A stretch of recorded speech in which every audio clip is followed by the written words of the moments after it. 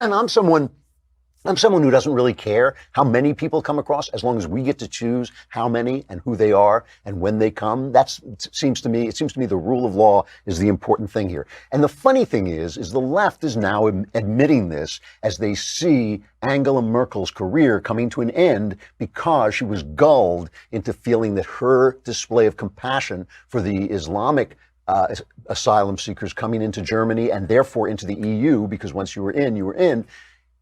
They see that bringing her career to an end. John Kerry is talking about, what's going to come next with climate migration, accidentally spills the beans. Here he is.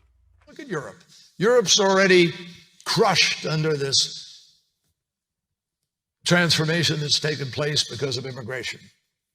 Germany, Angela Merkel, weakened because of it.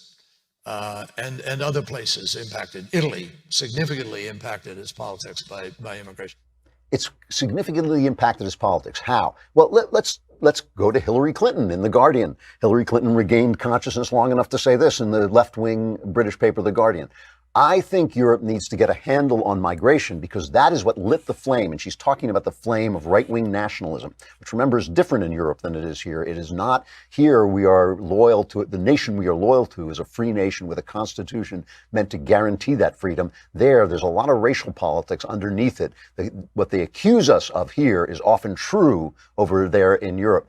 So she goes on to say, I admire the very generous and compassionate approaches that were taken by leaders like Angela Merkel of Germany, but I think it is fair to say Europe has done its part and must send a very clear message. We are not going to be able to continue providing refuge and support because if we don't deal with the migration issue, it will continue to roil the body politic. How does it do that? Okay. Remember how we talked about just now, we talked about when leftism silences the simple truth, men are not women, but it lets hate thrive, Jews are termites. All you get is hate, and you get it on the left and you get it on the right. When you silence people, all you get are the angriest people, because only the people who are angry enough to break the silence will speak on the right, and only the people who are willing to tell the lies that the left likes and that support leftist ideology will speak on the left. So when you have people saying, we must open our borders and be kind and gentle, and without saying, you know what, too many Islamic people is going to destroy the governance of our country. Too many Islamic people who have a philosophy, a religion that is antithetical to Western values, too many people coming in at once like that who can't be assimilated and can't be convinced of joining the party here in the West, that is going to be damaging.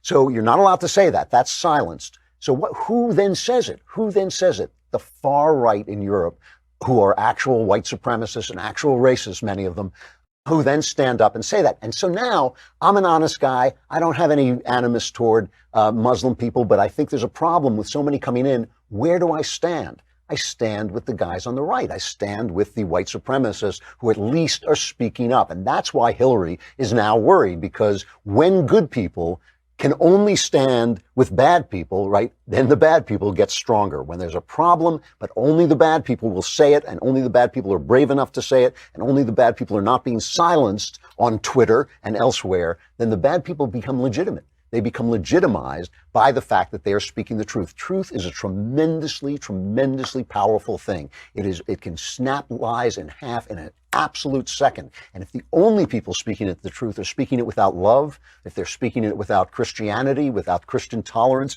Judeo-Christian tolerance, then those people are going to have the power of the truth in their hands. Silence the truth, and the people who have the power of truth are not going to be the people you think. They're going to be some very, very bad people. There should be a lesson to Twitter. Jack Dorsey should wake up. He is doing exactly the wrong thing. What he's doing is fascist and Orwellian, and it is absolutely damaging to the body politic. I know he thinks he's doing a good thing, but he's actually doing something really, really evil and really, really destructive.